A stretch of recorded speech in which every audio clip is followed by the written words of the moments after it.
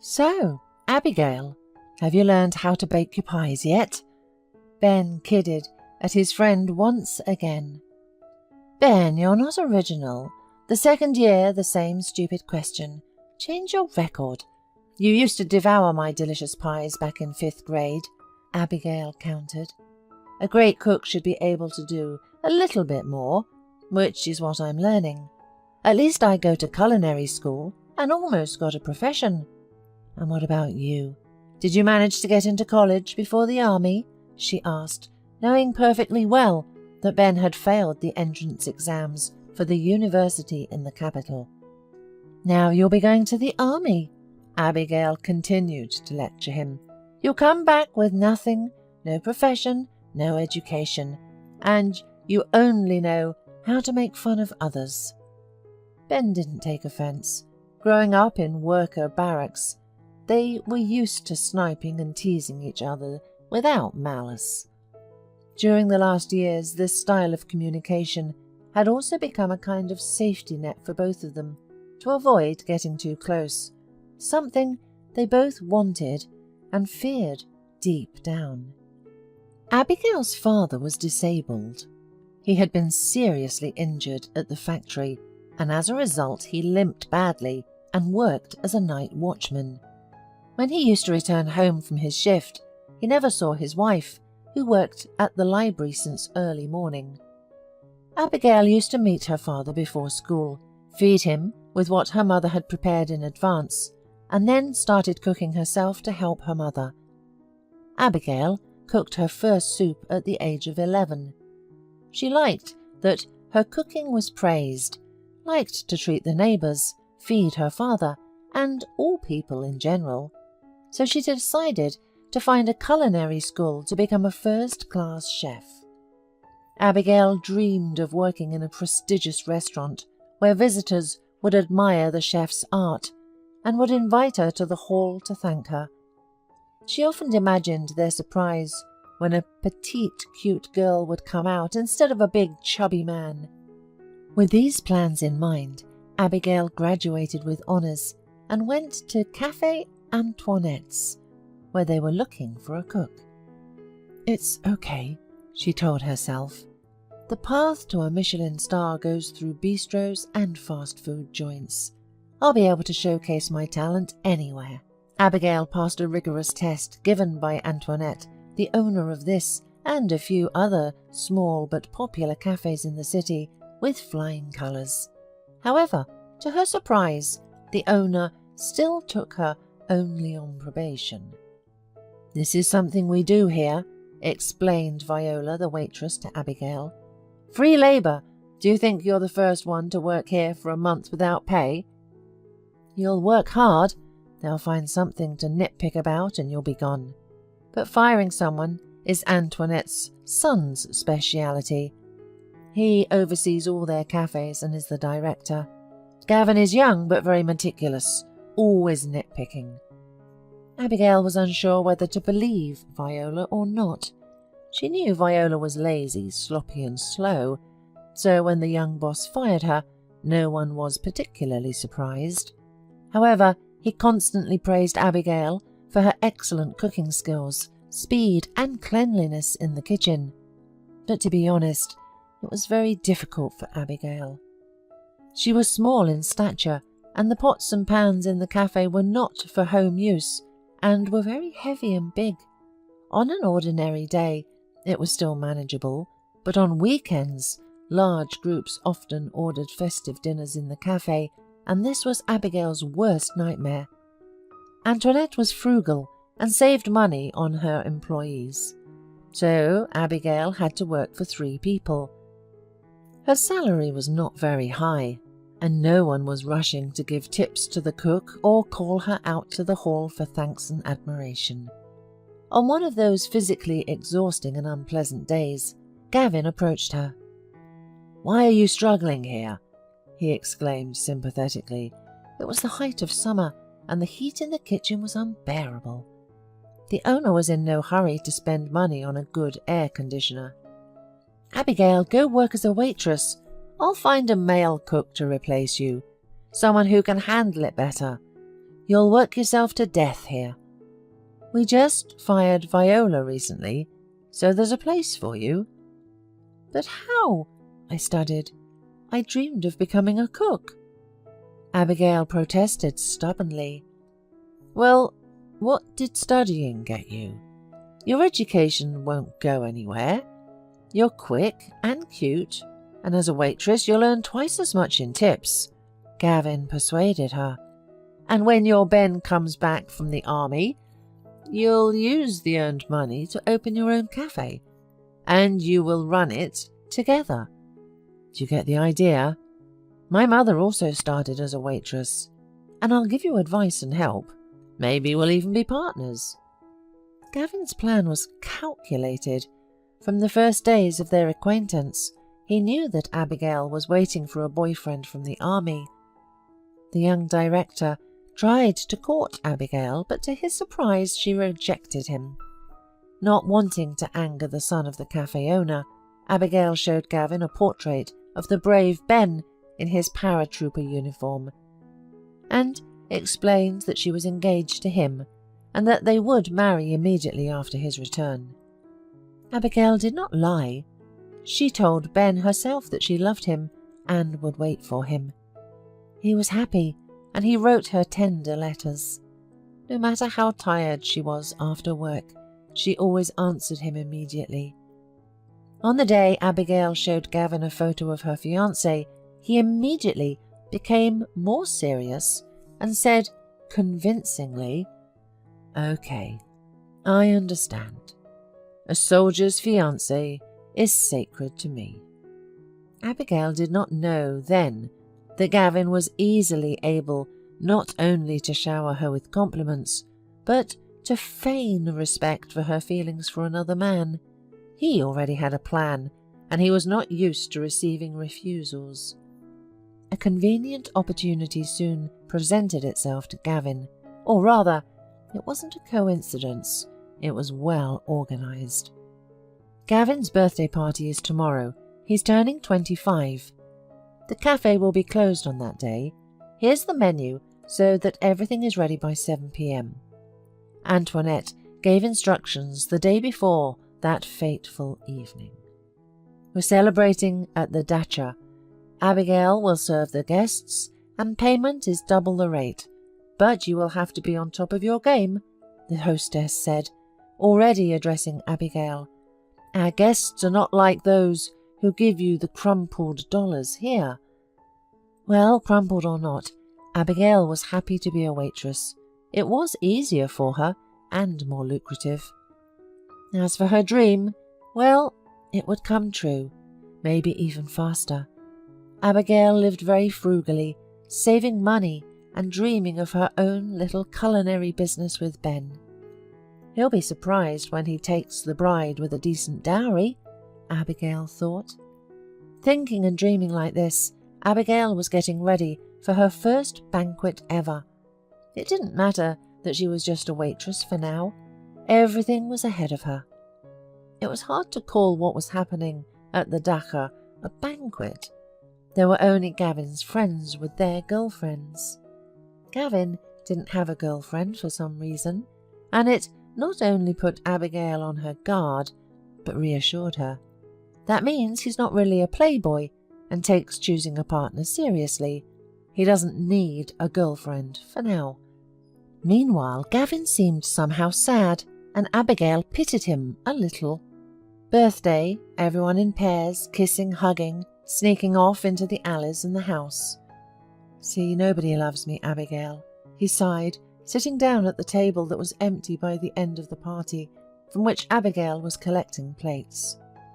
Oh, come on, you're a good man, the kind girl began to console the birthday boy, and it's right to be strict. You can't do without strictness in our business, and believe me, someone will love you too when the time comes. I believe you, Gavin continued sadly. Then he asked sympathetically, Are you tired, Abigail? Yes, a little, but compared to the kitchen. That's right, I almost passed out there myself, remember? Yes, of course. Thank you for the offer. I am pleased with my new job. Let's have a drink, Gavin suggested. Oh, I'm sorry, but I'm at work and I don't drink at all. Just one cocktail, please.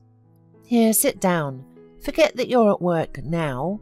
Be my guest for 5 minutes, okay? The birthday boy continued affectionately. I had no one to talk to today. Sit and I'll take care of you now. Make you such a cocktail. You've never tried anything like it before.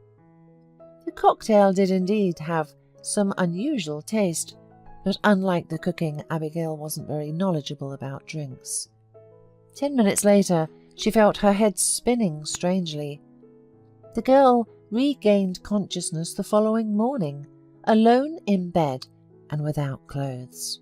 Abigail had no doubt about what had happened to her, not that Gavin was not in the room. With tears in her eyes, the girl was gathering her belongings around the room. Suddenly, she heard footsteps in the house. Gavin, Abigail thought, dressing quickly. How could he? What a fool I am. But instead of Gavin, Antoinette appeared in the bedroom. Oh, it's you. So, this is what you do? Were you sent here to serve guests at the table or in bed? How many did you serve in one night? Did you make a lot of money? Keep it up then. But there is no place for cheap girls in my cafe. You won't get paid for yesterday, and don't count on severance pay either. The poor girl couldn't find her other shoe and purse. She couldn't leave without them, so she had to listen to her boss while she searched for them. Finally, she found her shoe under the bed, and the purse was in the bathroom, and fled from the cursed house. She hitchhiked on the highway. What should she do next? How should she live? Should she confess or pretend that nothing happened? It's okay, Abigail calmed herself. I'll think of something. I won't write anything to Ben. It's not easy for him in the army either. I'll find another work and wait for him. She didn't tell her parents anything either, explaining that she no longer wanted to be a waitress. However, she planned to look for a job as a cook's assistant, preferably in a decent establishment. As a result, Abigail decided to move to the capital. She couldn't stay in her hometown after what had happened, and there were no prospects. Her persistent job search paid off. She was hired as an assistant cook at a charming family restaurant. They even provided her with a small room near the restaurant. The elderly chef and owner, Harrison, immediately appreciated Abigail's skills and her burning desire to learn all the intricacies of their craft. He was happy to share his secrets with her. This restaurant was his favourite and only offspring, and Harrison saw in Abigail a worthy replacement for himself, as he was no longer young. The probationary period flew by unnoticed, and Abigail became a full-fledged assistant to the chef. At first she was timid under the scrutinizing gaze of Gwen, Harrison's wife. However, the girl quickly understood that behind the external severity lay a kind and gentle soul of a middle-aged, childless woman hidden from outsiders. And soon one event happened that radically changed Abigail's fate. Since morning she was not feeling well. The smell of the kitchen finally made the girl ill. Clamping her mouth, she ran to the staff bathroom. Experienced Gwen assessed the situation with her trained eye. "Come on, girl, don't play games," she said quietly when Abigail came out of the restroom, blushing. "Are you pregnant?" "What are you talking about, Gwen? My fiancé is in the army, and I haven't been with anyone else." Abigail faltered and remembered her recent past, bursting into tears. She told this practically unknown woman about what she didn't dare to tell her mother or father. At Gwen's advice, Abigail purchased a pregnancy test at a nearby pharmacy. The 2 stripes left no doubt that she was pregnant. "What are you going to do?" Gwen asked. "I don't want this child. His father is a scoundrel. Gwen, please tell me how to get rid of it quietly. Where should I go? To the hospital?